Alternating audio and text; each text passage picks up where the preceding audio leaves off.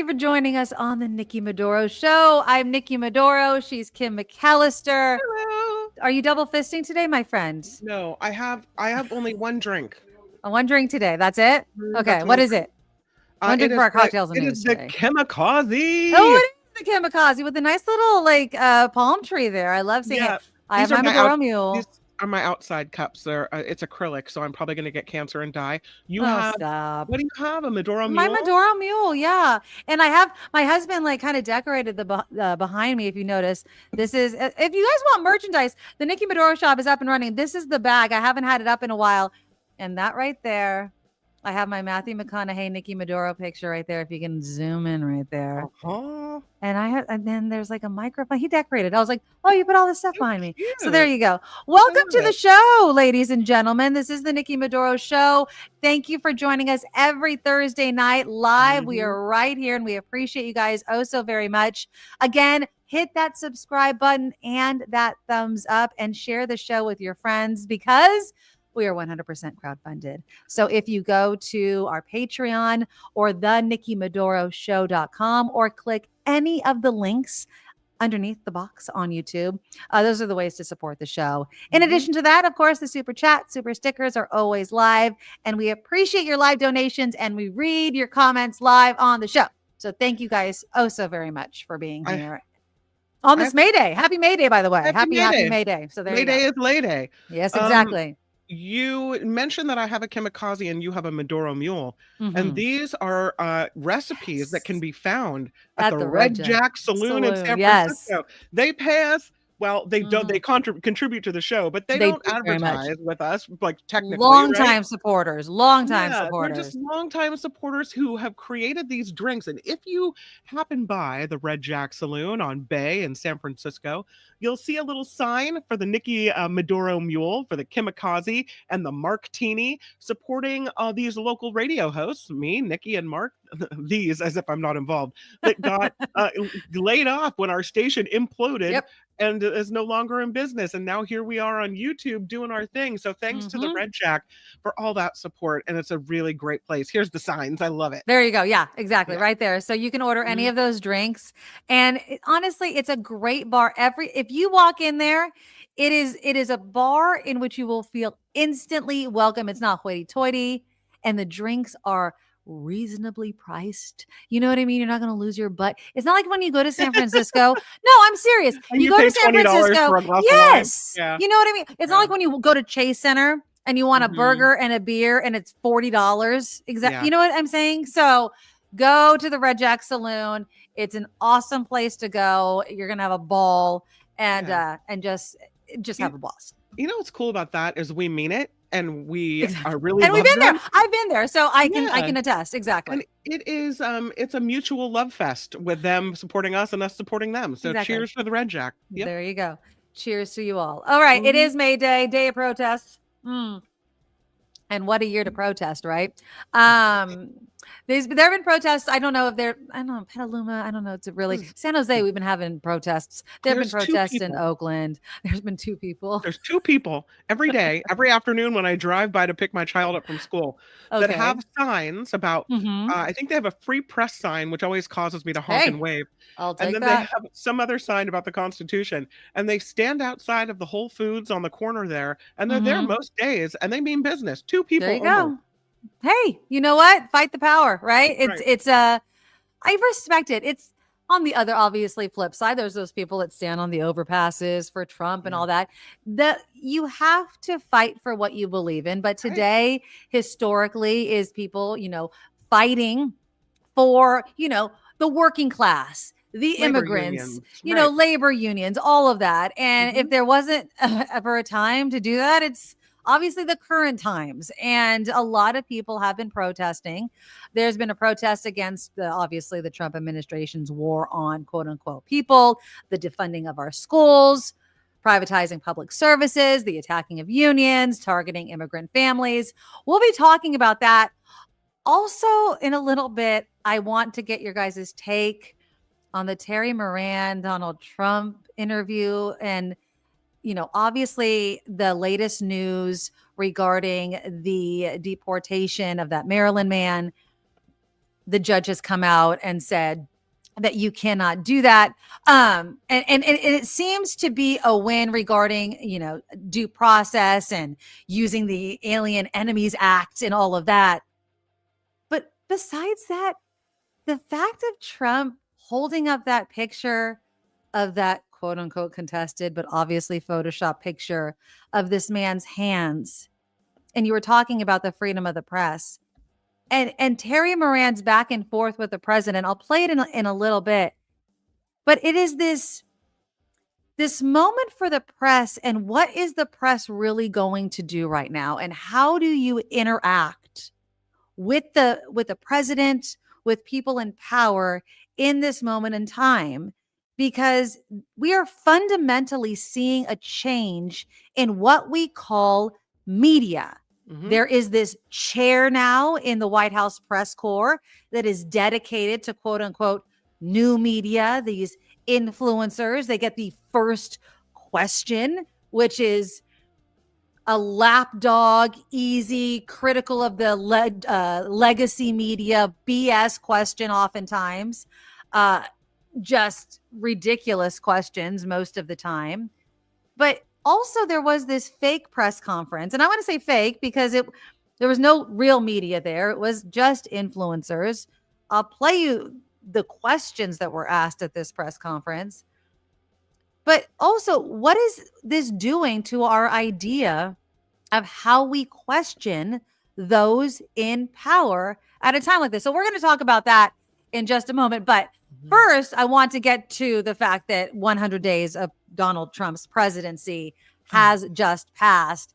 And there have been, of course, major shakeups within the White House. Marco Rubio, I guess, is going to be taking the place, of Michael Waltz, who was fired and then placed as fired as the national security advisor and then placed as UN ambassador. And I'm just... Thoughts, Kim McAllister? I thought we got rid of him and then we put him in a position like UN ambassador? Is it firing though? It's kind of like they call it a softball landing. It's kind of like a punt. Maybe you weren't such a great national security advisor. Let me put you over here and see what you can do. UN ambassador though? UN ambassador. Yeah. Well, was it Nikki Haley that kind of made a national name for herself as UN ambassador? So it's not a position that, someone might call it a placeholder for him or whatever, but you can make an impact in that role. Thank you. You're a representative of the United States. I'm not saying it's going to obviously impact our national security, which I think is obviously of more utmost importance. But what I also think it sends a message to is that it's not really a punishment. Does that make sense? Right. Michael Waltz is obviously, just to catch all of you up, he's the one that created that signal chat that let in that reporter by accident, which just goes to show that these people are just not ready for the position of power that the president put them in. And what about Hegseth? What is going on with him? It's as if we're just trying to do all of these different things to shield and protect another person that has a S-ton of power. I don't understand why we're protecting Hegseth, except, and this is the only thing I can think of, Donald Trump just does not want to do what the public wants him to do. Does that make sense? Yeah. You want me to replace him and you're calling for it and I'm just not going to do it. I'm just not going to do it. Yeah. I was reading this article that it's a newsletter that NBC News sends out, and it's about why Trump waited to make his move on Mike Waltz after the whole signal flap and after he outed the journalist. And one of the reasons they indicate is just that, to save face. Because if you wait a while, it looks like you're not just having this reaction to the press saying, people should be fired. And so then you fire people. It looks like you don't care what the public commentary is, that you're just moving at your own pace and doing everything. But I think the reason that Waltz has been shuffled from the national security advisor role while Hegseth remains the Secretary of Defense is because Trump hates the media, the traditional members of the media. Of course. And so to him, it's likely not as big a deal if You Mm. allow your family members to have access to national secrets, as Trump has done, right? Giving them national security clearances to his kids and whomever Mhm. else that, would never have qualified by themselves, but Trump signed off on it all.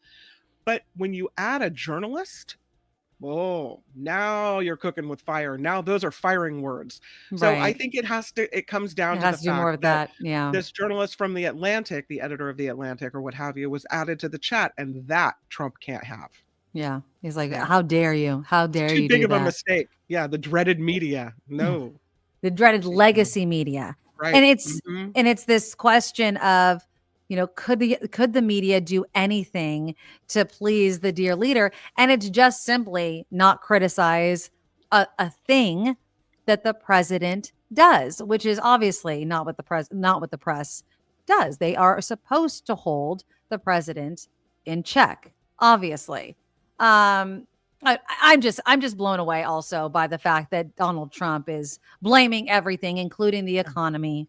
I mean, I'm not blown away. Obviously, this The is making stock sense. I market. mean, He called it nothing. Joe Biden's stock market. It's Joe. What? It's Joe Biden's stock market. It's Joe Biden's economy, unless it's doing good. And I'm not shocked by it. This is obviously Donald Trump's Yeah. mo. I mean, we know this. He takes credit for everything good, and then everything that's bad is somebody else's fault. He does this with everything. And it's interesting, though, in how he is framing, and this is what I wanted to talk about, and I was teasing with the show, the fact of people having to do with less coming up. Like, he's basically said, you know what? You might have to have only 2 dolls this Christmas instead of 30. It is quite the narrative that he's selling to Americans. Like, you know what? If the shelves are bare, it's not my fault. It's China's fault. Amazon was putting those tariff prices on there. That's an attack by Amazon. That's not our fault. That's not it is your fault. It is a decision that you are making. It is a play that you're making, and he doesn't want to own any of it No. unless it goes well, right? Once it does what he wants it to do, then he'll take credit. But the actual process and the consequences, God forbid he takes any credit for it. I, interestingly, could get on board with kids only need 2 instead Well, of 40 yes. dolls. Yes. Our kids have too much, and this is true. But that's where we part company, because who is anyone else to tell me what to Right. buy my kids for the holidays, or how much my children should have, or how much they shouldn't have? Maybe they have no dolls and that's our choice. Maybe they have 50 dolls and that's our choice. Who is he to tell me how many toys my kids have? And isn't it his job to spearhead a good economy and not tell people to not spend, Mm-hmm. because he's put us in the position where he admits maybe dolls will cost a little more this Christmas. Exactly. So, okay, here comes the Grinch, barreling through Christmas, telling me to only buy one toy instead of however many. Again, it's not the stuff that my kids Right. need. It's not that I want them to have too much, but I just resent being told. I resent the president of the United States saying that when he's the one responsible for the cost and the fact that Mm-hmm. people will probably cut back, which will Exactly. then result in worse economic numbers, which will result in more criticism. It's a snowball. It's a snowball that he's touched off. Mm-hmm. Yeah. And again, it's not as if he himself couldn't have led by example. If it was so easy to transition to made in America, why hasn't he ever done it? If it's Yeah. so easy to flip a switch and just make things in America, why Hmm. did Donald Trump never do it? Even in 2016, with all of his fucking merchandise, it's not made here.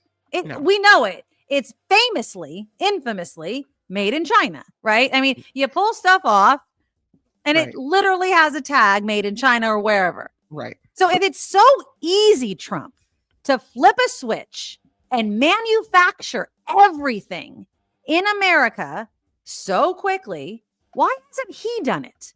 I mean, he's a businessman. He should be able to do it instantly. He has the capital because he's oh so rich. I mean, God forbid a small business owner can't do it, but he should be able to. It's So why always can't he? it's always been, I'm going to say this one thing, but I'm going to do the thing that gets me the most money, right? Right.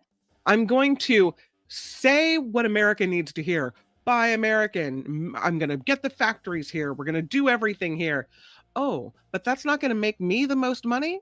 All right, my ties are Right. made in China. My MAGA this and MAGA that will be made in China.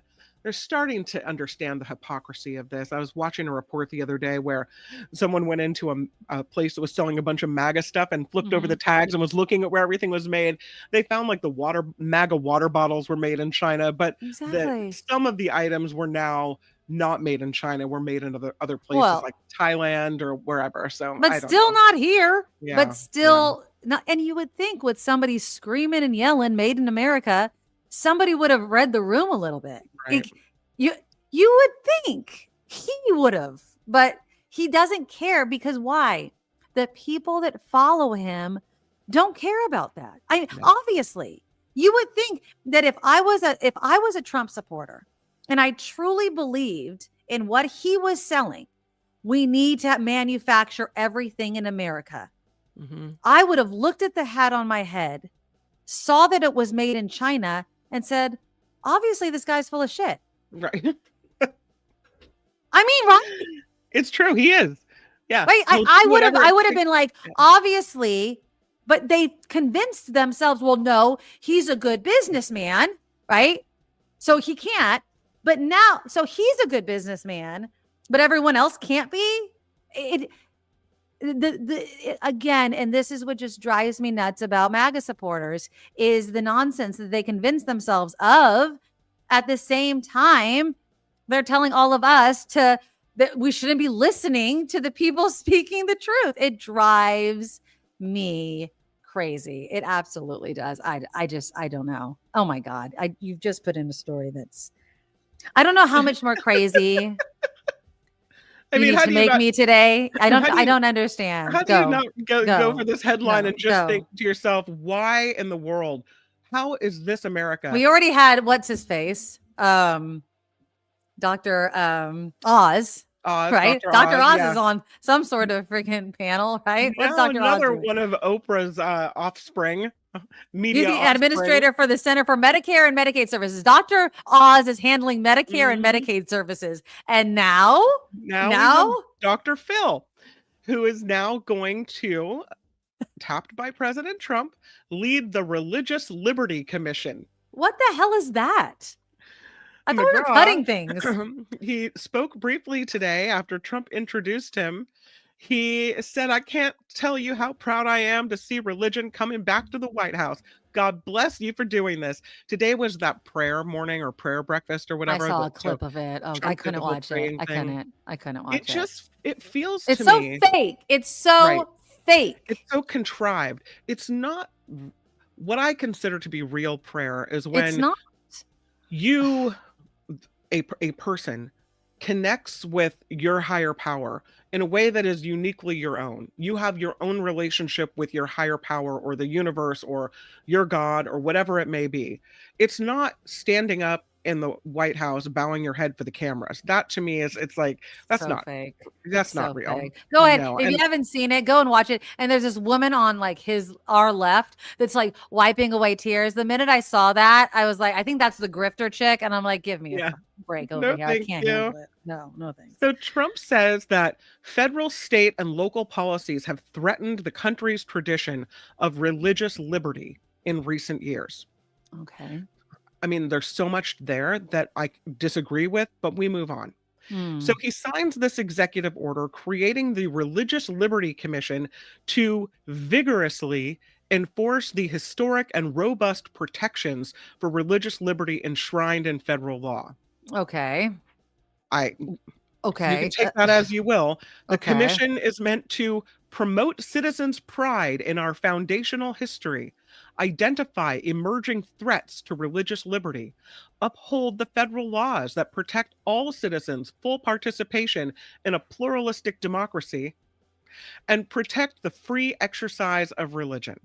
So, Which religion, though? And right. that's the rub, because they don't mean all religions. They don't do mean all- not. They don't mean, not. as you and I have talked about before. We even had the person representing the satanic religion on. Exactly. They don't mean the satanic after school program. They don't mean the Jewish program. They don't mean the Muslim program.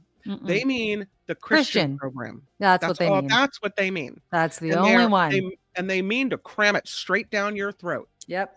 Now, I'm not opposed to Christianity. I say it's probably the religion, if I had to pick one, that I most closely align with, just because of the, I don't know, society, the background I was raised, my family celebrates Christmas, whatever. Even Well, it's though the one that's most common in America. I mean, it is, but that's not religious freedom. so That's if you not want, religious freedom. no, it isn't. If you want to be Christian, have at it. But don't spend federal tax dollars on Christian schools, Supreme Mhm. Court getting ready to make a ruling on a Catholic school. And Mhm. don't try to tell me that you're inventing this religious task force when the last thing we need in America is another way to cram religion down our throats. If anything, it's people of other religions that need protecting from Christianity being pushed at us every time we turn around. And again, I probably most align with that religion. So I don't hate anybody. I'm just saying I don't want my tax money spent on that. And I don't want there to be a religious task force in the White House. Right. I mean, and Vanessa makes a good point. Does that also include freedom from religion? Thank And you. and this, like you were mentioning, there is a Supreme Court case that is going to Mhm. be decided in June, and we might as well bring it up now because it was on my thing, and this is a perfect time to talk Mhm. about it because it's an interesting case, and the way that I read this, and you can correct me because I know how you feel about religion. So Mhm. the Supreme Court may allow church-run, publicly funded charter schools across the nation. Okay, I'm thinking, is this the one that you were talking about, or are you talking Yeah. about the one we were talking about? Okay, This is I think the Catholic school out of some Midwest state, right? Is it okay. Ohio? Somewhere, I don't know. I don't know where it is. Okay, so this is it's a K through 12 education and public schooling nationwide. It could transform it. Okay, so apparently, what would happen if they approve it? Now, of course, this is a conservative Supreme Court, right? Mhm. Is that this would allow charter schools to form and teach religion, Mhm. but they would have to accept everybody. So it would be a public school. They have to accept everybody, but they would also be allowed to teach religion. Mhm. Thoughts? No. Okay, No, now, no, and no. okay, No, absolutely not. Federal tax dollars should not be spent on spreading religious doctrine in Mm, schools or anywhere else.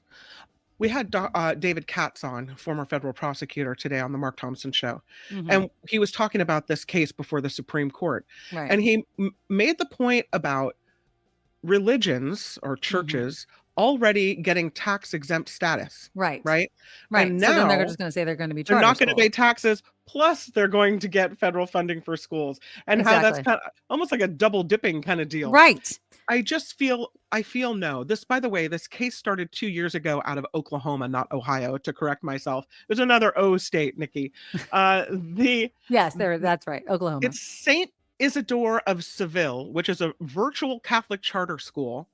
The state law there in Oklahoma governing charter schools requires them to be non-religious in their programs, admissions policies, and other operations. And the St. Isidore said the school could freely exercise its religious beliefs, so it's gone to court, now worked its way up to the Supreme Court. If the Supreme Court, which right now seems kind of divided on this issue, approves the first religious charter school, it opens the door for all All religious of them. charter schools Yes. to take away money from federally funded public schools, and then to take that money over to private charter schools that teach religion.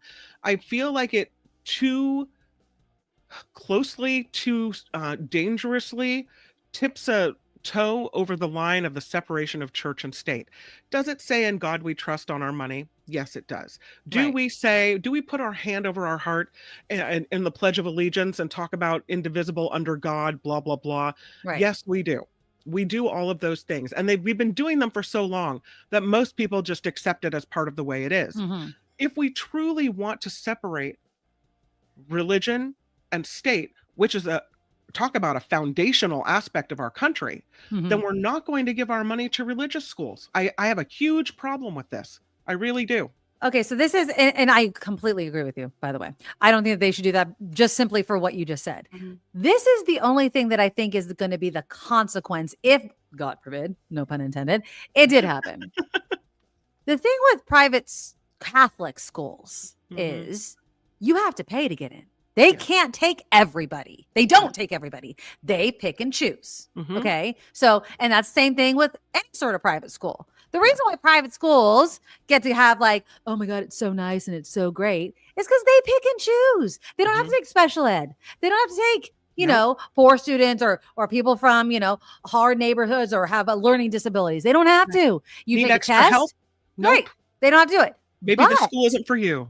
but if these public charter religious schools take the government funding and you're in that neighborhood, these schools will be flooded with people. And I mean, yes, obviously there'll have to be a capacity, but they're going to be flooded with people that they probably don't want. So, and I hate to say it like that. Question mark. What about all the stories we hear about Catholic school teachers or school teachers at religious schools, Uh-huh. charter schools or private schools that are gay or that did Mhm. something, made a social media post, had some kind of picture come out, a parent saw him at a nightclub, Mhm. whatever it might have been, that they somehow angered the parents at the religious school and they get fired. Right. In the past, it's like, okay, well, you knew you were working at a Catholic school and you knew that you know what you were signing up for. But if public money is paying your salary and Mhm. paying for the school, then wouldn't Catholic schools and all religious schools have to operate under the same discriminatory laws as other schools? And would they be able to have such complete control of their staff? Well, I I don't mean, know. are there even going to be discriminatory laws anymore? I mean, under I this guess not. administration, I mean, Mm-mm. everything is Yeah, it does. There's no sure. rules anymore, right? I mean, they're Yeah, getting rid of all sorts of rules. It yeah. it's opening Pandora's box, and I'm not trying to say. I hate to make it sound like churches are just waiting to take advantage and take money away.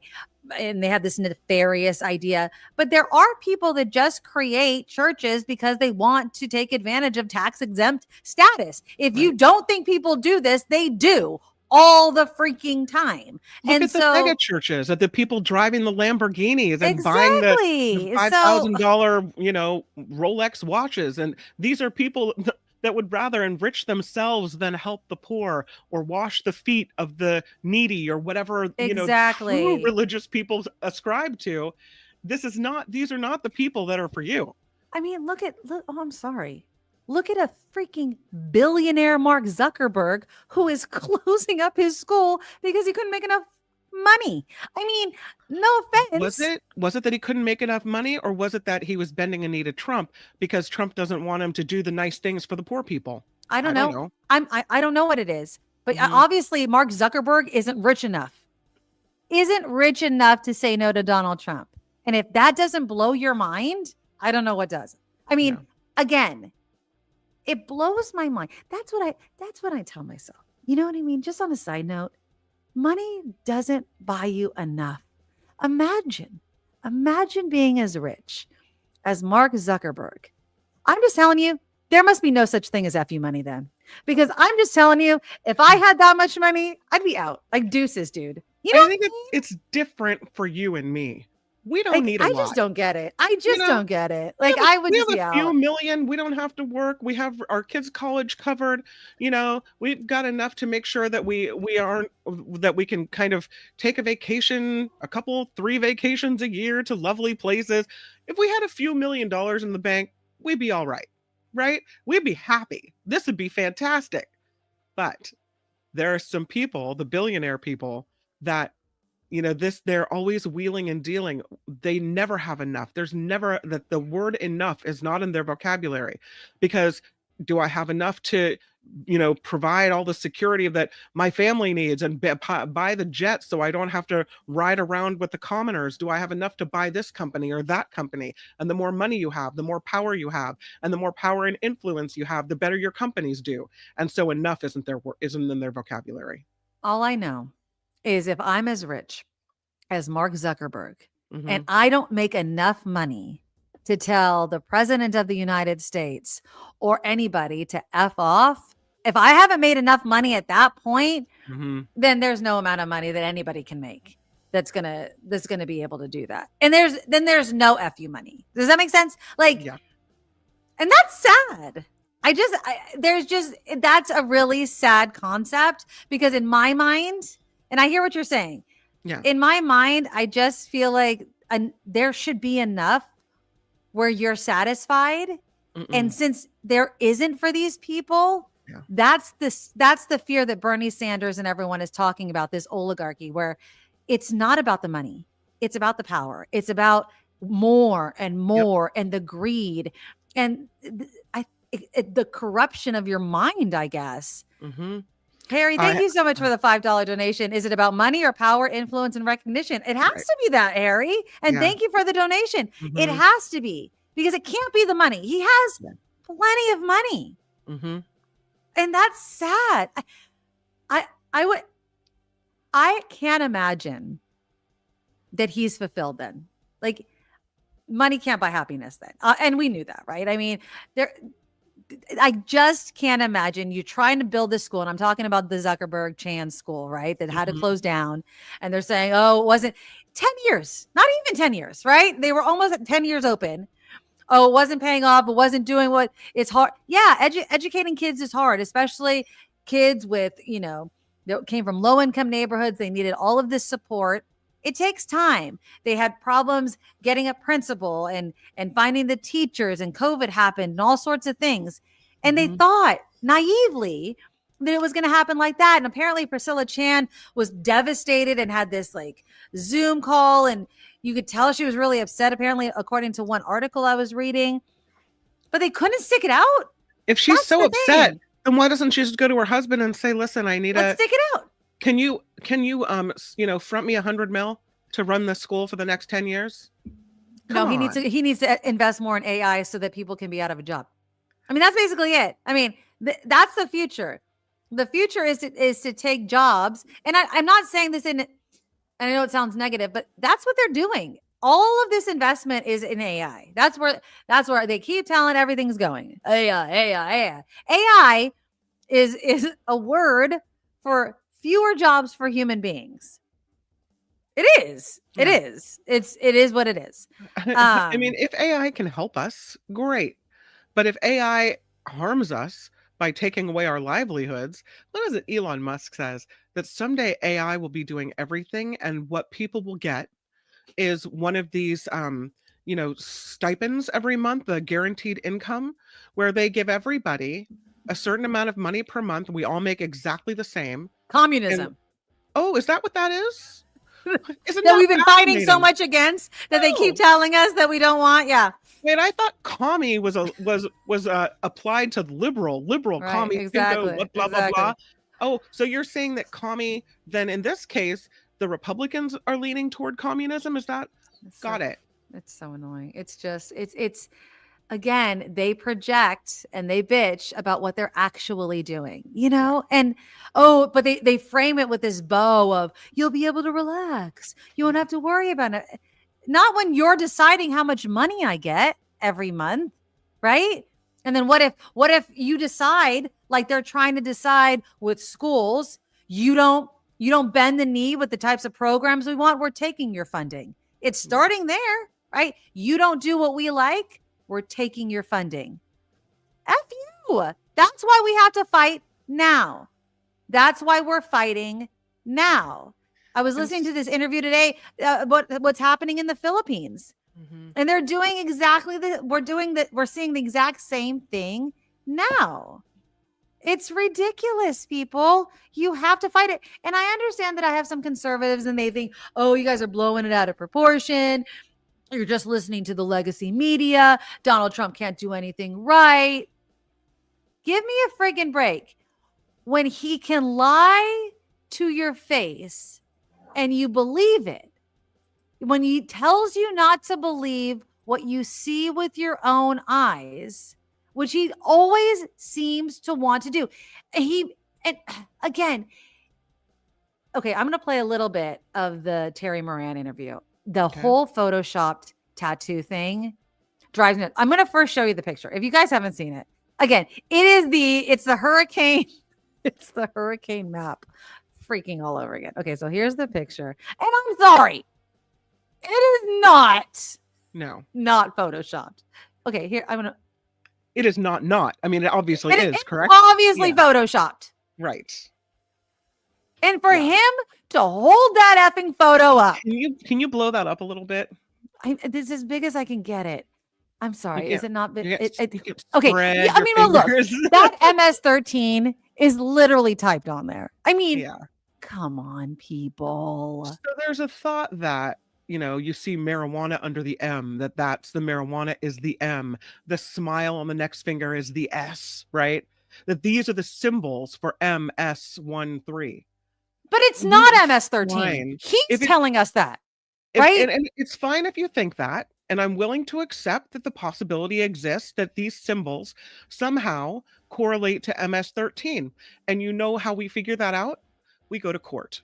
We have I want to see somebody else with those exact tattoos that is literally part of MS-13. We have our due process. We haul in some gang experts. The judge oversees it. It's done fairly and squarely by United States rules and regulations. Exactly. And then when the judge is like, you know what, there's ample evidence to believe this is a gang member who has broken the rules of the United States of America immigration program system, you're out. But that didn't happen. Someone hands Trump a thing or hears it on some random weird podcast and he's like, oh yeah, gang member. Then it's true. Now this is the interaction with Terry Moran that kind of should give everyone pause. And it's the fact that he wants him to admit it. He wasn't a member of a gang. And then they looked and on his knuckles, he had MS-13. There's a dispute. Well, wait a minute. He had MS-13 on his knuckles tattoo. He had some tattoos that are interpreted that way. But let's move on. Wait a minute. Hey, Terry. He did not have the letter MS-13. It says MS-13. That was Photoshopped. So let me That was Photoshopped. Terry, you can't do that. Hey, they're giving you the big break of a lifetime. You're doing the interview. I picked you because, frankly, I never heard of you, but that's okay. Who hasn't heard of Terry Moran? Come on. You're not being very nice. He had MS-13 tattooed. We'll agree to disagree. I want to move on to something else. Terry, you want to look? do you want me to show you the picture? I saw the picture. And you think it was Photoshop? Well, here we go. Don't Photoshop it. Go look at his hand. He had MS-13. He did have tattoos that can be interpreted that way. I'm not an expert on them. I want to turn to Ukraine, No, sir. Terry, I want to get to Ukraine. No.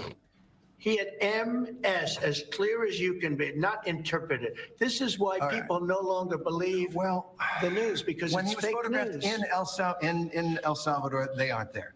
But let's just go on. They aren't there when he's in El Salvador. They weren't there, but they're there now, right? No, but they're in your picture. Terry, Ukraine, sir. he's got MS-13 on his knuckles. All right. Okay, We'll take a look. You do such a disservice. We'll take a look at that. Why don't you just say yes, he does, and go on to something else? It's contested. He says, "Why don't you just say it? Why don't you just say it?" And that's the problem, is that he wants him to say it so that they can hear it. And it's like, and I give Terry Moran credit, although I do think that Terry Moran could have been like, this is what I would have said. I know you think it says that. That's what I said. I know that you believe that. Right.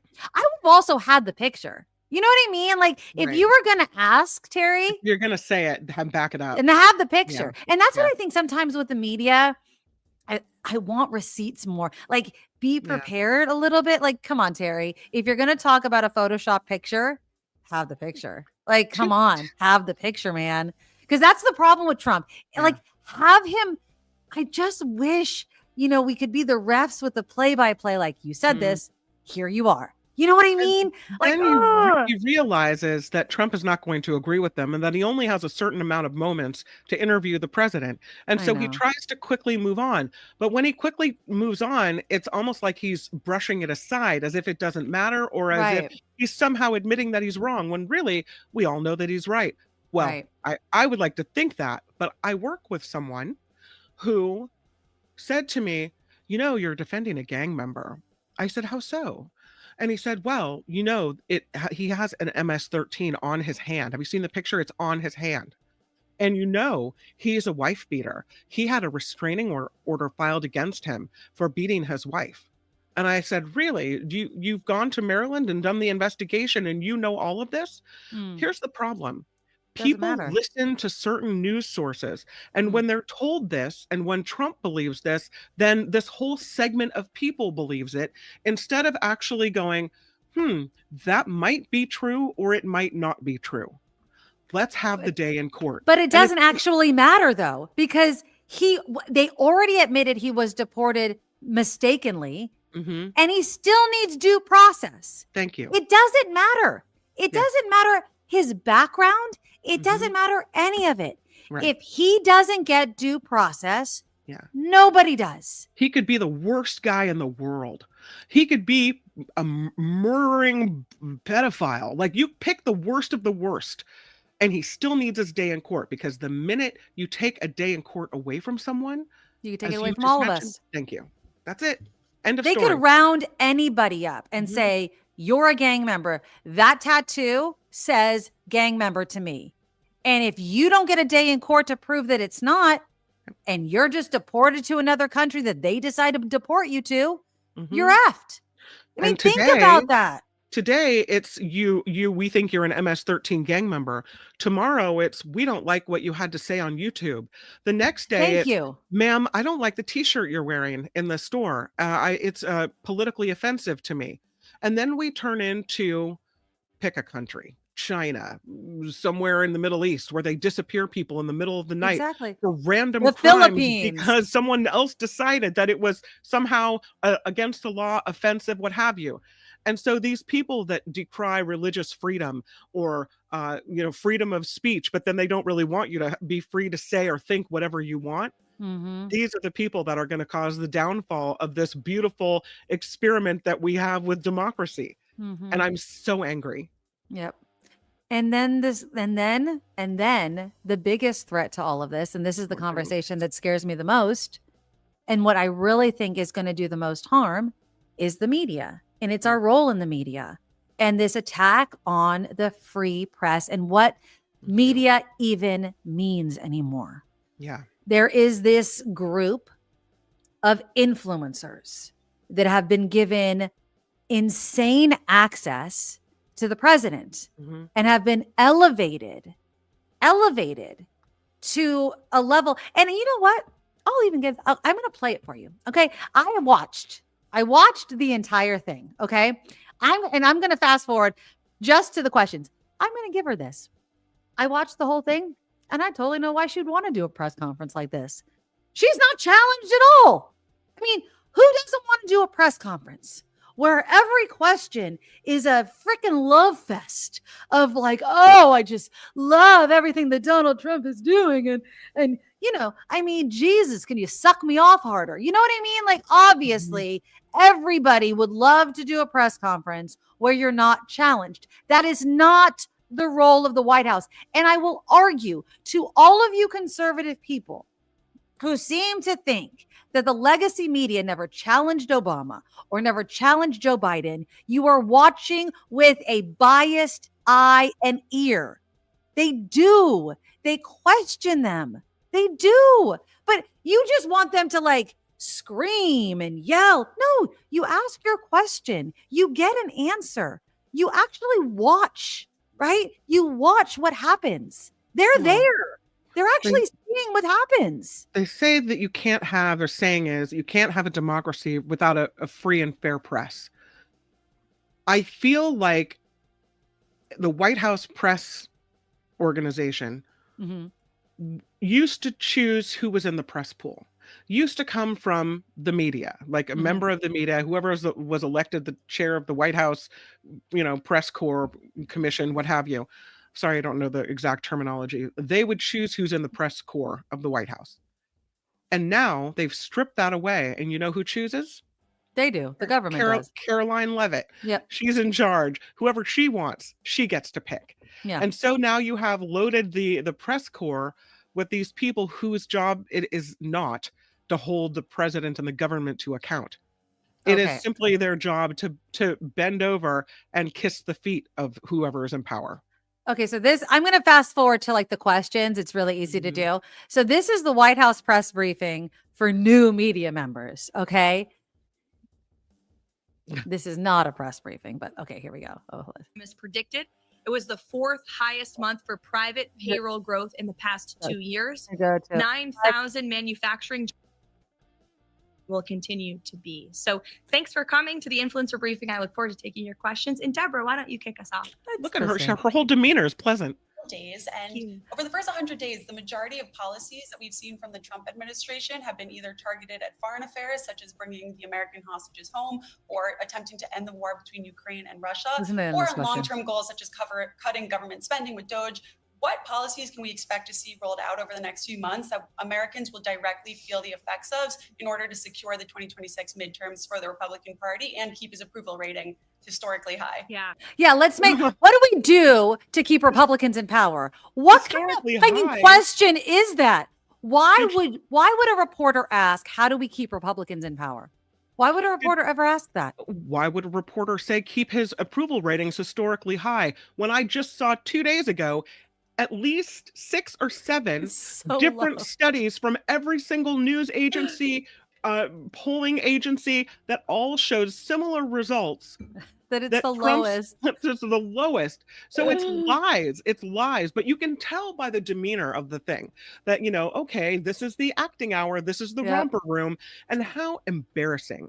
Yes. To be sitting there. I mean, to real bona fide members of the media, political reporters, hardened political reporters who know how to get stories and dig up information. What an utter embarrassment. No, but there's no real reporters in this press briefing. No, it is only influence. Yeah, because God forbid. But look how nice Carolyn Levitt has not a drop of sweat on her because this is just going to be a love fest. Okay, let's go. The first I'm not even going to play the answers because this is such BS. So the first 100 days, we've seen President Zelensky come here, as well as the president meeting with President Zelensky just in the last couple of days. I'm wondering where those talks stand and if the president is optimistic that conflict is going to wrap up shortly. Oh, and then we did talk about the optimistic yet realistic about the incredibly complicated and unfortunate situation happening with Ukraine and Russia. First of all, this is Biden's war. It would have never started if President Trump were in office. There is a reason that Putin did not invade Ukraine when President Trump was in the Oval Office, and it's because, again, President Trump leveraged the power of the United States. Okay, shut up. Okay, next question. If you'd indulge me in a quick listen to this round of Trump trolling or Trump truthing. Sure, let's do it. Okay, good. Love it. Rapid fire. Greenland joining America. Definitely Trump truthing. Canada becoming a 51st state. Trump truthing all the way. And the Canadians would benefit greatly, let me tell you that. Eliminating the IRS. I think that is an optimistic goal, and the president, so I would say we're on the side of truthing there for sure. And the president, again, wants to see tax cuts, and he wants to see this massive revenue that we can gain from tariffs as well, which will create the external revenue service. So that's a definitive goal for sure. And most importantly, Trump 2028. Trump trolling, although the hats are flying off the shelves. So there you go. Yes. Link, go ahead. So one thing I've noticed in the first 100 days is that the White House is crawling with kids. You have a young, beautiful baby boy. There are babies everywhere. There's so many young folks on staff who have kids. But the last 4 years under Joe Biden, parents were really stressed and ravaged. They had to take on 2 or 3 extra jobs. Depression rates were up. Suicide rates were up. You're a very high-profile young mother who seems to juggle and balance it all beautifully. What advice do you have to young parents out there who are starting their careers, having kids, building families, and trying to find that balance so desperately? Yeah. Why is that a question? Why is that a question? Like, and I'm playing all these questions because it's like, this is not a real press conference. This is just a freaking love fest. And I'm okay. So I'm going to end this one.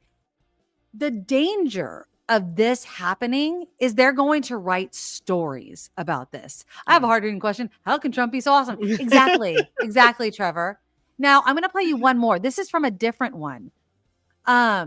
This question is from this douche canoe, Rogan O'Hanley. Okay, he was in the actual. I love you the most. He was in the actual press briefing, okay, with actual reporters, right? But he gets the first question. And this was about habeas corpus, due process. And the question was so loaded regarding MS-13 and, basically saying that we should not have due process. We should just dispel with habeas corpus, all this. This is the danger. And I'm just going to play it for you. And then, of course, it's just going to go completely off the rails. But this guy is not a journalist, but gets the first question of the freaking thing. Entertainment lawyer, I didn't know that, Rogan, who got fed up with the far left ideologies of California and now posts conservative political commentary online for his more than 7 million followers across all major platforms. He joins us today from the great state of Florida. Why don't you kick us off today, Rogan? Thank you, Caroline. In Trump's first 99 days, we've seen a coordinated assault on the rule of law by radical judges who are thwarting his agenda with an unprecedented number of national injunctions. These judges are providing more due process to violent MS-13 and Tren de Aragua illegal aliens than they did for American citizens who peacefully protested on January 6th. As Stephen Miller has highlighted, it would be utterly ridiculous to have full trials and appeals for the more than 15 million illegal aliens that came across our border under Joe Biden. Many are now calling for Trump to circumvent these radical judges and consider suspending the writ of habeas corpus solely for these illegal aliens in accordance with the terms of Article 1, Section 9 of the United States Constitution, which explicitly allows for such a measure when there is a rebellion or invasion. There are strong greatest presidents, Abraham Lincoln, Ulysses S. Grant, and Democrats' favorite president of all time, FDR. All three of which are not only celebrated by historians, but are immortalized on our national currency with their faces on there. Furthermore, all three used it against American citizens, where in this instance, we would only be using it against illegal aliens. I think almost every reasonable American would agree that 15 million illegal aliens coming across our border under Joe Biden counts as an invasion, especially since many, as you highlighted, are now robbing, assaulting, raping, and killing American citizens. Historic assaults on our republic require reciprocal action from our government. Can you please let us know if and when the Trump administration is planning to suspend the writ of habeas corpus to circumvent these radical judges who are infringing on his Article 2 powers and to start shipping out illegals en masse? I can't believe this question. I have not heard such discussions take place, but I can assure you that the president and the entire administration are certainly open to all legal and constitutional remedies to ensure we can continue with the promise of deporting illegal criminals from our nation's borders. And I also agree with the premise of your question, which doesn't happen in this room often, but I do agree with yours. It is absurd that the previous administration was allowed to allow 15 million that we know about illegal aliens into this country with very little pushback from our judicial branch. But this president is trying to simply enforce our nation's immigration laws and is facing roadblock after roadblock. So we're complying with court orders, but as Tom Homan has said every day, we're going to continue to forge ahead with this mass deportation campaign, and the president is open. Now listen to what Tom Homan says. Thanks for being here today, Rogan. If I can also answer your question, as far as the judges, look, we just arrested a judge, Pam Bondi, for impeding ICE enforcement removals. I said from day one, you don't have to support ICE's operations. You can support sanctuary cities if that's what you desire to do. Sanctuary cities can stand aside and watch ICE keep their community safe, because any public official, whether you're mayor, city councilman, or governor, their number one responsibility is protection of the communities. And ICE has been clear, we're targeting public safety threats and national security threats. I can't believe there's any elected official, and especially a judge, that doesn't believe we should be doing that, and they should be helping us. What I said from day one, you can sit aside and watch, you can argue against us all you want and protest all you want, but when you cross that line, I've said this 1,000 times, when you cross that line to impediment or knowingly harboring, concealing an illegal alien from ICE, you will be prosecuted, judge or not. And as far as... So obviously, that's what scares me about what the media is turning into.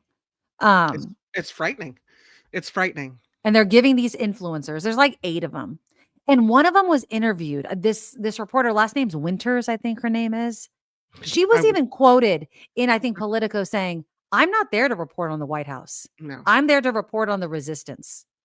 They're not there to be reporters, yet they're getting the access. Yep. They're over the Associated Press, over the Reuters. Like, I mean, it's real journalism. Insane. Yeah. Real journalism. And then I see these people on Facebook, younger generation and older generations, that don't even know what journalism is anymore. And that frightens me. And when I ask them, and I just ask one question, what do you think the media does? What do you think a reporter does? They give me a laundry list of this biased answer, right? And I go, well, what do you think a reporter that's in that White House briefing is doing? They're listening, and they're literally just telling you what the person says. You're not there. You're not there. How else do you expect to get information? TikTok? YouTube? I mean, we're here, but we're not in the room. Where else do you expect to get information? It frightens me, Kim. It really does. It's a mind boggler. And it's as you say, it's scary. It also is changing the way people perceive media. Mm-hmm. And you have a generation growing up that, I mean, for us, it's normal. We have an expectation of the reporters in the White House. These are the best of the best. These are people that you and I likely grew up wanting to be like, right? Exactly. That we just hold in such high regard and esteem. And then Trump comes into office the first time around, and he takes a pickaxe to the media and puts a target on the media. And then we get the fake news, and we get the fake information, and don't trust the media, and the media is the enemy of the people, and blah, blah, blah, blah, blah. When we already mentioned tonight, you can't have a true democracy without freedom of the press. It's all this circle that holds government to account and keeps the electorate informed. One cannot exist without the other. The media is key to our society. And so part of the way, I guess, that you help the American Constitution, society crumble is by pulling down this bastion of it. And people now blame the media. Anything that's wrong, well, it's the media's fault. Yeah, it's the media's fault. And Harry's right. When did Kellyanne's alternative facts become the face of journalism? And that's exactly right. We have a group of people, and it's growing, unfortunately, just like that MS-13 tattoo, where they don't believe what they see with their own eyes unless Donald Trump tells them it's true. And that's scary. And I know people like that. And it's so frustrating. It makes my blood boil, and I would hope that their eyes would be open, and I'm hoping that what's going on now with the tariffs and the consequences, right? The find out part of everything that's going on would be enough for people. But you still hear stories of people being like, I'm losing my ass, right? I'm losing my 401k. I'm losing my house. I'm losing everything. But I think Trump knows what he's doing. Okay. If your reality can't convince you of reality, I don't know what to tell you. I can't get you out of it. You know what I mean? If you're stuck in whatever delusion you're telling yourself that this is working for you, fine, live in it. Fine. It isn't fine though, because I mean, and I know what you're saying, fine, you have to say that, but it's not fine. I know. It isn't because you see our country so affected, and you see the threat to what we have always been and the things that we hold most dear. And you have a whole segment of the population who just don't care or just don't want to see it or are swept up in this MAGA frenzy. And it's dangerous to our country. I thought we were patriots. I thought we came together to support the Constitution. I thought we all believed in, even if, we were more conservative or more liberal or whatever our political leanings, I thought at our core, we all got together and supported the Constitution and the rule of law. Do we not do that? I thought we did, but we have a president that doesn't even understand what the Constitution even means. You know what I mean? I mean, look at this. So the education department has stopped $1 billion in funding for school mental health because they think that it's DEI related. Republicans. I mean, I thought that the whole gun problem was because we had a mental health crisis. And now Republicans are saying, we're going to cut that. We're going to cut student mental health because of DEI, because Donald Trump has convinced us that everything is DEI and it's a problem. Coal miners, there is an agency called the National Institute of Occupational Safety and Health that protects miners, coal miners, from black lung. It's being slashed. So now I guess we didn't need those guys. So we're ramping up coal because, Trump's all about coal. But now these miners are going to get less protection. So they're just going to die. They're going to have this black lung. And they're sitting there being like, why are you doing this? And again, this is in an area that probably largely voted for Trump. And he's not protecting you. He's cutting the agencies that would protect you for some godforsaken reason that he won't explain, right? Doge, but it's all bullshit. So yeah, we're in the find out stage. We're in the F around and find out. Yeah. That's what we're doing. And it's sad. And I'm just hoping that we can get through this. Now we're 100 days in, right? I mean, I'm just waiting for, I don't know what I'm waiting for. I don't know. I somebody just put in how many more weeks or whatever we had left. I don't know. Was it 45 weeks? I don't know. I don't know. I'm waiting for the or months or whatever. I'm sorry, weeks. I wish. Not necessarily waiting. I'm hoping the people that got caught up in the MAGA thing and got caught up with Trump somehow are affected by his cuts or are affected by being swept up and being taken to jail and not having due process and change their minds, and their families change their minds, and finally they understand. Not that I would wish ill will on anyone, but through experience, a quick experience that we can get through fast over here, I hope people will understand and that more minds are changed. And it seemed like that when people started realizing that the Trump tariffs meant that they had to pay more, or federal workers started losing jobs, or people that are the poorest of the poor and that are using Medicaid in different states. It's Medi-Cal in California. I think states have different names for it. People that, are have their medical coverage funded by the state because they can't afford to pay for health care.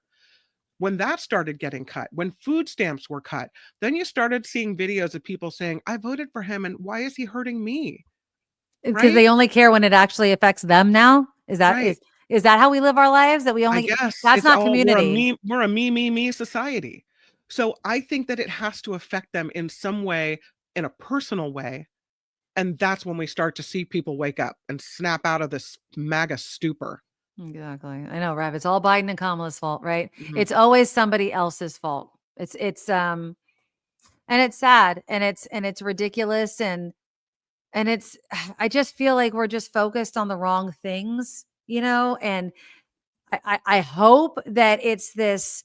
I guess what I'm really hoping now that we're 100+ days into this presidency, that there'll be this pushback, that he's looking at the poll numbers, that I don't know, he wanted to do kind of the shock and awe. I don't know. I don't wish death on anybody. No. I do wish death on this presidency. How about that? Can I wish death on a presidency? I don't know, I don't know if cutting the head off a stake. An administration, right. Right. I don't know what's going to come up behind it though. I don't know what we're laying the groundwork for. I want it to end, but I don't know what would come up behind it. I don't know what the consequences for all of that is. Rhonda's saying they just passed tonight legislation that it's okay to deport American citizens. I saw that she wrote that and I was looking for it. And while I was looking for that, I found something else. Oh Lord, she's going to depress us even more people. What? Waltz, who was just shuffled over to the United Nations, was photographed using Signal during Trump's cabinet meeting a day before his removal. So he's in a cabinet meeting. He loves that app. I mean, come on, man. And here is I have even the picture that is accompanying this ABC story. And here it is. Waltz, he's over there using Signal on the Signal chat. JD Vance on the Signal chat. And so why is he so it becomes this scandal now where he's got it in the cabinet meeting and you got to go. Bye-bye. Like, stop, man. Stop using Signal. It's getting you in trouble, But that's what they say about the phone. It's addictive, once you start. Can't stop, won't stop. The You can't put it down. the headline of the day, I think I saw on The Hill, and it was Mike Waltz has left the chat. I thought that was pretty good. I just kind of feel like I want more people of his administration to leave, but it's not as if I expect him to put more competent people in there. So it's like, I don't know. Do we stick with the monster or whatever that we know? I don't know. It's not as if he's going to choose people that are going to keep him in line. He's never going to make that mistake again. Yeah. It's just going to be more yes people. So who knows? Dr. Phil, Dr. Oz, who else? Judge Judy. I have no idea who's next. What other TV personalities can we put in positions of power that he likes? I don't know. I haven't heard much of, Ivanka or whomever else. It's interesting, but for some reason I can't find the story that Rhonda's talking about. I did see this one, which I don't think is much of a surprise. Trump is asking, an hour ago it was posted, Trump is asking the Supreme Court to allow him to revoke temporary protections for Venezuelan immigrants. He's doing the same thing for the folks in Haiti. He's targeting certain segments of immigrant populations that he wants to pull their rights and send them packing. So. Because, it's all because he probably thinks like all of these people are the gang problem. They're the dangerous people. It's racist, obviously. But yeah, he's being told if you do this, it's going to work. Exactly, Vicky. Brown and black people. It's as simple as that. You know what I mean? Right. It's not as if only brown and black people commit crimes, but those are the ones that are going to get him the votes. And those are the ones that are going to get him the pats on the back. And that's all he freaking cares about. So, and it's not as if he's doing anything here at home that's addressing the things. Did you see that headline? And let's kind of switch gears back to the economy a bit. Did you see that headline where he's like, he was asked about the economy and people are having a hard time. And they're like, do you think that you should kind of explain to people that thought you were really going to help the economy and inflation and that this isn't what they voted for? And he's like, oh no, I think that this is exactly what people voted for. I was like, no, you were saying you were going to end the inflation and people were expecting that. You were going to drop the egg prices. It was all about the eggs and the groceries and everything like that. It's a bit delusional. Not surprising that he's trying to sell it like this. He did say that he was going to impose tariffs. And all the economists during the election said, if he's going to impose tariffs, here's what it means for you. And this was front page news. Yeah, but he didn't believe that. Everyone knew this was going to happen. How many times do you have to warn people? If you vote for him and he increases tariffs, what he says he will do, this is what will happen. It's a cause and effect kind of situation. I don't know how to get around it. He did say that he would cut government spending. And did he do that? No. As a matter of fact, he did not do that. Not only did he not cut government spending, but as a matter of fact, government spending at the same time last year increased like a lot. And so he's spending more than any other administration in the last 9 years, and only 2021 didn't count because of COVID and all the money the government was spending to fight the job loss and people not working during COVID. For the last 10 years, other than 2021, Trump is outspending based on this time of year. So if you thought he was really cutting, he's not really cutting. Where's the money going? What's the money being used for? Whose pockets is that going into? Because we cut federal workers, we're cutting the Medicaid for the poorest of the poor, we're cutting the food stamps. So who's getting the money, Nikki? He's such a grifter. He's just a grifter. So it doesn't matter. Again, he's like, look over here. And he's probably just all of his friends, him. You know what I mean? The fact that nobody's up in arms with him creating cryptocurrency while president is insane. The things he gets away with is insane. Part of the trade deal with, I want to say, Vietnam includes the ability to build a Trump Tower Vietnam. No joke. He wants everything. He wants a shrine to himself. Do you remember like the whole video of rebuilding Palestine? And it was like AI of him and Elon Musk. The Riviera of the Middle East. Jesus Lord Almighty. What? It was so like, You want to do what? but like just the images of them, it was just so weird.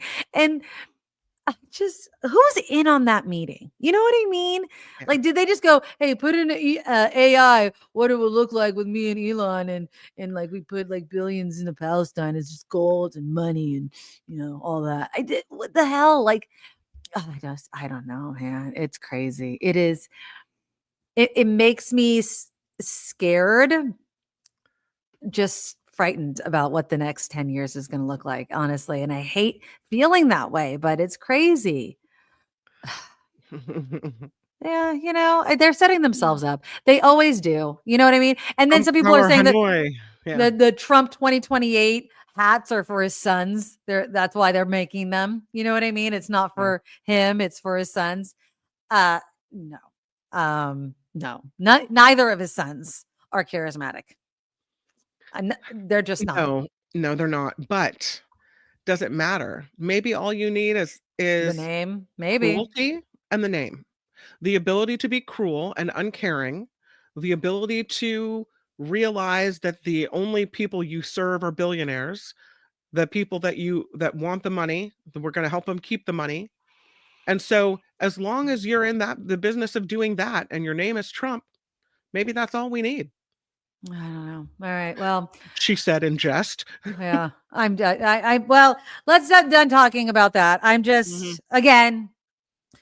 Somebody said earlier, I don't know if it's Vicky or somebody, we are fighting and you have to keep up the fight.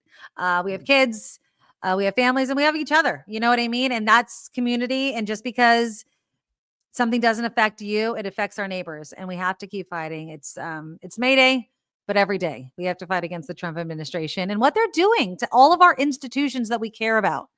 And so, that's why we talk about it so much on the show. I wish we didn't have to, but he won't stop. Every week it's something else, and he won't stop. And until he does, we can't just sit idly by and let it go. So, fight the power is kind of just what we have to continue to do. So, all right, we have something else, kind of kid related, kind of not. I mean, it is kid related, absolutely, but kind of we could talk about our own personal experiences. Now, this is not happening in California. I'm just going to preface this, which is kind of fine because I don't know if I would actually do this if my kid was going to prom this year, since it's prom season.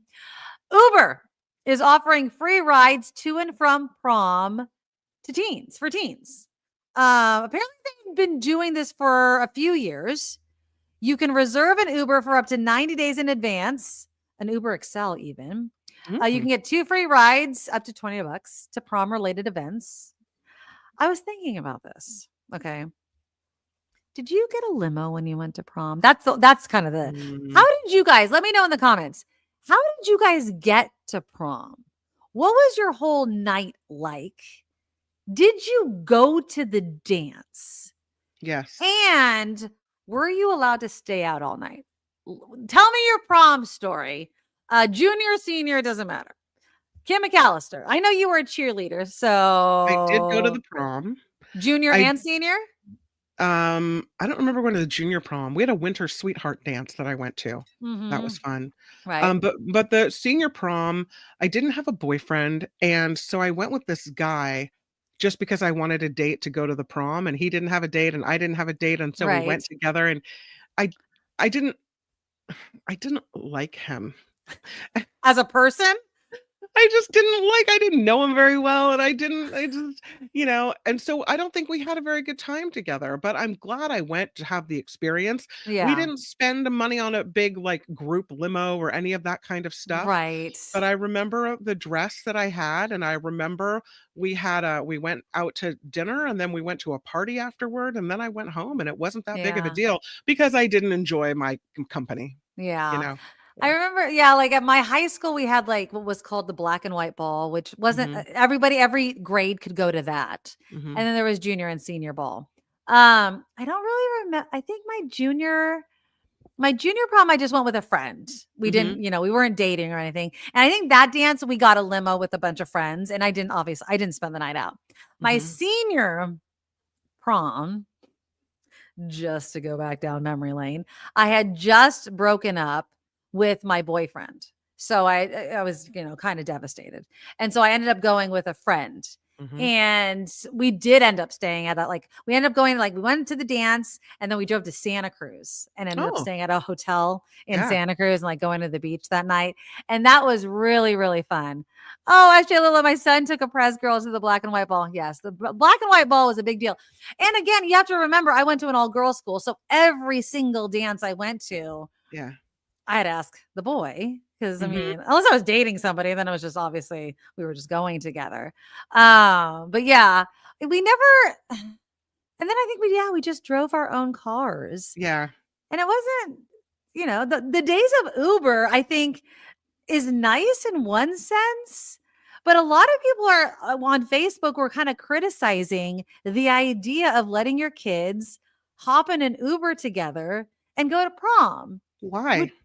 I would think that it would be a good idea, but they were like, no, bad things can happen with the Uber drivers, I guess. Senior prom and graduation night are two of I think the scariest nights in a teenager's for driving. Life. Yes. Because there's drinking and parties. As you mentioned, you went to a party. I mentioned I went to a party the night of senior prom.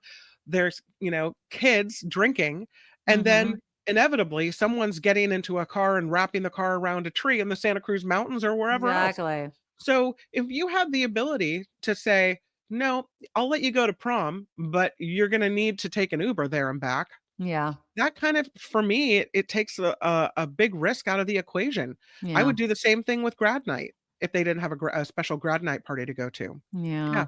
I don't have a problem with that. But I don't take Ubers a lot, so perhaps I don't realize that Uber drivers are scarier people than I think they are. But anytime I've taken an Uber, I've taken an Uber because I didn't have my own car in Europe when I went to Europe, and I found it to be a lovely experience. So I assume that it's like that here. I don't know. I mean, we went to a concert with a bunch of adult friends not too long ago, maybe 6 months ago. And so we got a big one that fit a lot of us, and it was a great old time. I could imagine doing something like that, and I think it would be fun. Limos in high school back in my day was the thing to do. I mean, you would all it was really, really fancy. Another thing that was big in my day was you would all go out to dinner together. Like to Benihana's or Kyoto Palace, which is a restaurant. Yeah. In San Jose where they would cook in front of you. In Santa Cruz, you go to the Crow's Nest. I don't know if they do that anymore. Like, do kids all go out to dinner before the dance? I don't know. Ever been out to dinner with your family and you see all the girls in their big dresses walk in? I hope so. I don't know. I hope they still do it. I think so. Because that was that was always a fun. It's just you're all dressed up, you're all fancy. And then after the dance, you go to McDonald's and you're all dressed up and you go get fast food. I miss being a teenager sometimes. I mean, not really, because I would never go through that again. But those sorts of things, I think, were always just the fun parts. Now, did you stay for the whole dance?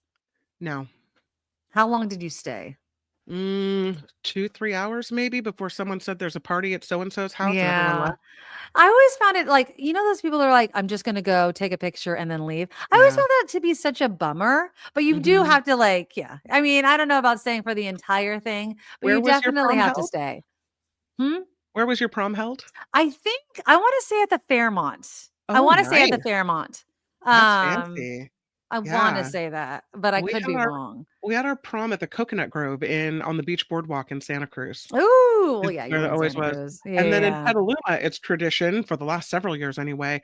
They have their senior prom at at a museum in San Francisco, the one in Golden Gate Park, the Science Museum. Oh, that's kind of cool though. California Arts and Sciences. I don't know. It's a cool one. Yeah. Revs had a sophomore prom. I didn't know there was a sophomore prom. Ended up in the backseat of a cold car with my girlfriend. Junior year prom was conscripted by my best friend and his girlfriend to couple up with another friend. Never went inside. There you go. Yeah, because there you go. Yep, Calvin, Kyoto Palace, still there, still serving up the food, still really good. Yeah, Heather says my high school was so small, class size of 42. And my town was in the middle of nowhere. We didn't even have the option to be fancy about it. I know. I guess if you only have a class of 40, I mean, that was like a classroom size if that was your entire school. Geez Louise. I don't know. I love prom season. I think it's cute. I do love that we are not part of the generation of promposals. I do think that should die at some point. I think it's just too much pressure. Way too much pressure on people. Mm-hmm. Vanessa says, my date and I doubled with another friend of ours. Went to a nice Italian restaurant before. Our prom was at the Red Lion Inn. I'm pretty sure ours was at the Fairmont. I don't know. I just feel like everything was at the Fairmont back then. Mm-hmm. I swear. I just feel like it was. But yeah, so Uber is not doing it in California. I don't know why, but we have Uber Eats, I guess, here. They're mentioning Uber Eats. So Uber will bring you food in California, but they will not bring you to prom. So unfortunately, that will not be happening. So unfortunately. That's a bummer.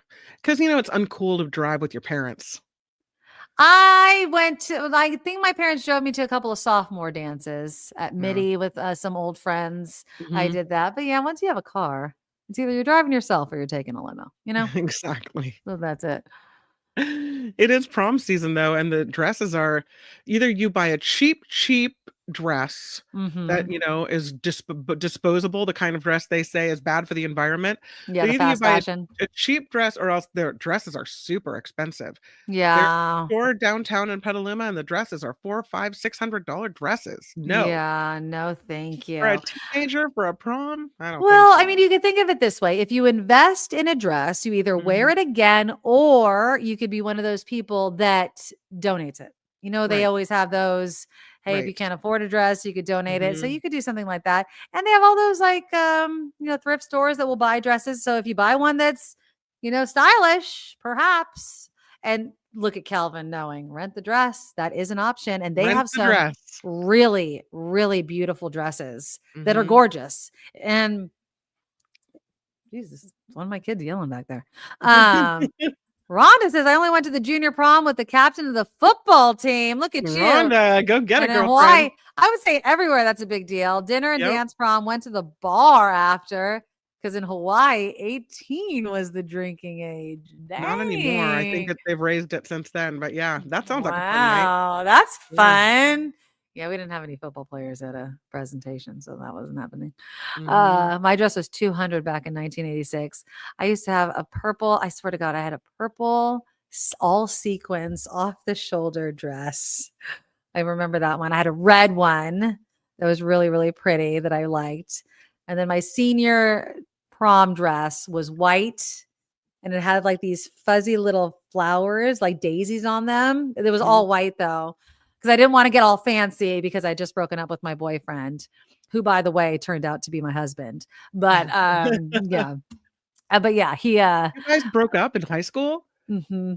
Yeah. We only dated for a few months in high school. We broke up right before my senior prom. And so I ended up going with a friend. But yeah, so I didn't want to get all fancy. So it was like a really like cute, like not sexy dress, because I ended up going with a friend. But yeah, it was a really cute, flowy little dress. But it's prom season. Oh, Trevor says, I wish my daughter had rented dresses. Junior prom 600, senior ball 700. Wow. Woo! See, I was thinking that was outrageous. Apparently it's normal.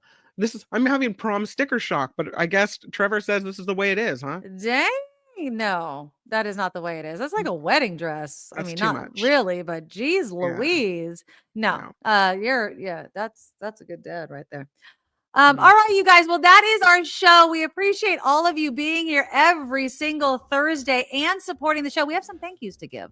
Where are our thank yous? Thank you. Thank you to Harry for giving us a $5 donation, and Rhonda as well for the $5 donation. Thank you, Rhonda. And you guys, thank you so much for going to our PayPal, going to our Patreon, and donating to the show, because we are 100% crowdfunded. And I love you guys for going to the PayPal and sending us all the lovely notes, and in YouTube as well, because you do donate even though you watch the show on a recording. So if you want to support the show, all of the information is down below, and you can find it also by going to the invading.com. Also, make sure you click the thumbs up button and tell your friends to subscribe to the show. Another delicious way to support the show is by going to auntietabby's.com and buying her guava barbecue sauce. Use the coupon code NickKim, and you can get 10% off every single time you order. Just go to auntietabby's.com and use the coupon code right there on your screen. It's Nick Kim, and get 10% off every single time you order. All right, you guys, we will be back next week right here at 5 o'clock Pacific. We love you guys. Bye-bye. Nikki, you're all so awesome. You're sprout, like a beautiful blossom. You're also the best. I really can't rest. You're all so awesome. Wow. Okay.